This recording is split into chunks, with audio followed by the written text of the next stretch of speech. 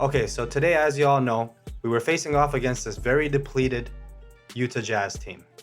They didn't have Gobert, there was no Bogey, there was no Royce O'Neale. They're playing with Daniel House Jr. as their featured player. Hassan Whiteside saw a lot of run in this one as well. And the thing is that Utah wasn't missing a shot. It seemed like they just couldn't miss in that first half. Right from the first quarter, we were cold and they were hot, and this was looking like a bad luck situation for us because 4-game win streak, guys. You know what I mean? We're going for our 5th. We've really got the crap end of the stick a long time now. You know what I mean? Going back since we had to go to Florida and play in Tampa for the whole damn season, whereas everybody else was, all the other American teams were in their home buildings, enjoying fans too on top of it. You know what I mean? So for us to come back here and have the home record that we did in the beginning, no matter what, even though, it's a whole fresh start, you got a lot of new faces, the way we were playing at home as opposed to the road, it was like sad to see. And now without fans in the building, we had a Utah team that came in here with no Gobert, no Bogey, like I said, and you're gonna come out with that kind of start. Whether there's fans or not, you're still in Toronto and you know what the home situation is like. You got to strike first, like Cobra Kai, like I was saying in my last take. But jokes aside, it's important to get off to a good start, because against good teams, when teams are healthy, it's not gonna be a cakewalk to just be able to come back like this every time. Why make the game harder?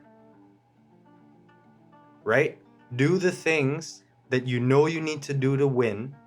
The things that we do when we're trying to claw back into a game, we need to do those things earlier. Do you guys notice that a lot of times when it's last minute, if we're down, that's when we're really trying? I know that's a common thing. It's human nature. It's like, oh my God, now the pressure's on. I don't have much of a chance left. And then emotions kick in and then it sets the energy in motion. That's what it is. That's what emotions are. So at the end of the day, we gotta focus in on those right emotions. These are the ways that players learn.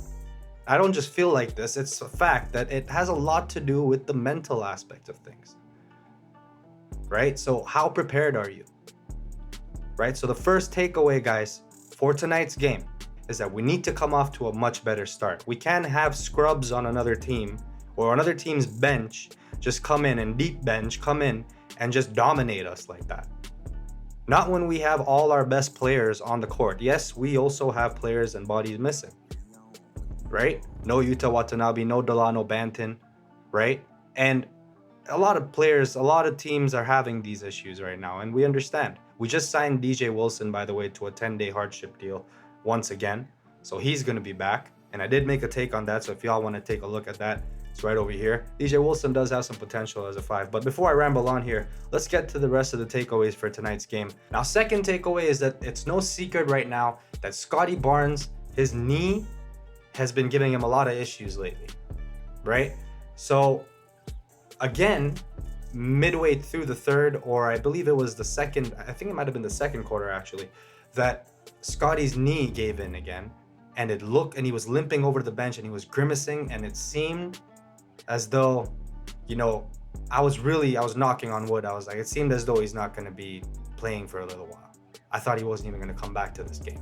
I was super relieved to see that he was back, and I'm sure a lot of y'all were too. Now, the dude, I'm not sure if that's just the way he walks, but he seems to have a limp when he walks, or he walks like sideways. I'm not sure exactly what it is, but if y'all can just correct me in the comments if I'm wrong, but that knee's been bothering him so much that he's not even walking correctly. It's just his walk is like he's going from side to side, like it's like almost a limp. It's like it hurts seeing him walk, right? And we can only imagine how much heart and desire this guy has to play. You know what I mean? Because he's a rookie, he's so hungry. This guy's playing through pain for the last God knows how many games.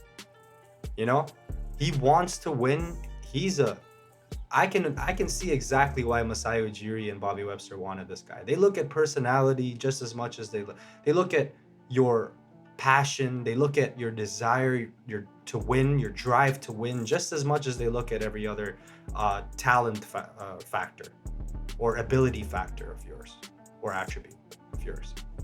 You know, so I'm super relieved to see Scottie Barnes was back. That was great, and that's the second takeaway for today. 100%. You know, we need Scottie. And takeaway number 3, steady Freddy. Federico Suave. Fred Van Thrizzle. With a triple-double. His first career triple-double, guys. He's 15 away from Lowry now for the franchise record. But what a triple-double. This wasn't no ordinary. I mean, no triple-double is ever ordinary. Don't get me wrong. But we were down, as I was mentioning in this game, in the first half. And then heading into the third quarter, it seemed like this was going to be, I mean, obviously it seemed like it was going to be an uphill battle throughout the game, till the last dying minutes. Fred Vanvleet single-handedly brought us back into this game. We were down double digits. 14 points, I believe, we were down midway through the third. And it looked like this game was getting out of hand for us. I still had faith that we would come back and win, but it really felt like this game was getting out of hand. You know, and it's not right. Against a depleted Utah roster, it was not looking good, especially when you're trying to hold down a win streak. You know, your second of the season, you know, your second win streak of the season, or, you know, major one. And 4 games in a row now, you're going for your 5th. You're in a home building. Granted, there's no fans, but y'all haven't been playing well in front of fans anyways. I don't know if it's because y'all not used to it or what, but steady Freddy, man. The way he came in and went on his own 15-0 run. Because look, guys, we couldn't buy buckets for crap the whole time. You know, like the whole game. From first quarter all the way to midway through the third quarter, we couldn't buy buckets.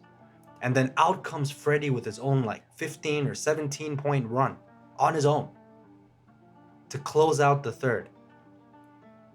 You know, gives us not only a fighting chance, but he brought us literally right back into the game. We were winning by 1 after he was done. All by himself. Undrafted. Wichita State product. Freddy Vanvleet. You gotta love it, man. You gotta love the story. His first triple-double, 37 points, 10 rebounds, 10 assists in this one, guys. Monster numbers. I'm so proud of the dude. That was just epic. What can you say?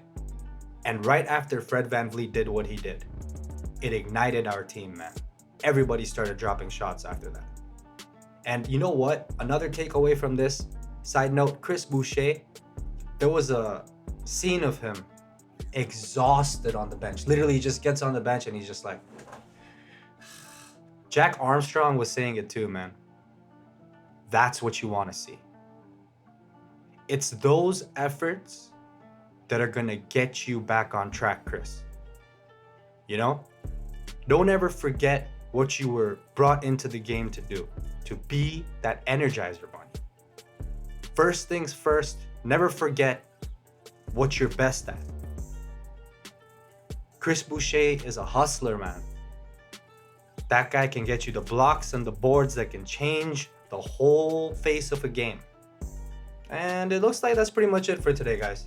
Raptors win 5 in a row, baby. It's looking really good for us right now. You know, Freddy's looking like an all-star. It looks like it's Freddy's team right now, you know? So let's see if Paschall can, you know, start competing with him and they can start dropping monster numbers in 2022 for us. You know, it looks like it's going to be a lot of fun to see what happens. We're 19-17 now. We're catching up to Cleveland. We're just a couple of games behind them. That's looking really good. You know, 5th, 6th seed for us. A lot higher than what Vegas anticipated at 37 wins, I would say. So we're on the right trajectory, guys. You know, Utah's going to be back soon. Delano will be back soon. And we're going to be healthy for after a long time. So 2022 is looking like it's going to be quite interesting in Raptorland. You know, we're looking like a playoff team, and looks like Freddy's not taking no for an answer, man. If we're not going to get up off our asses, if our team's not going to play, then Freddy's going to play for us and make us play. Because that's exactly what happened tonight, guys.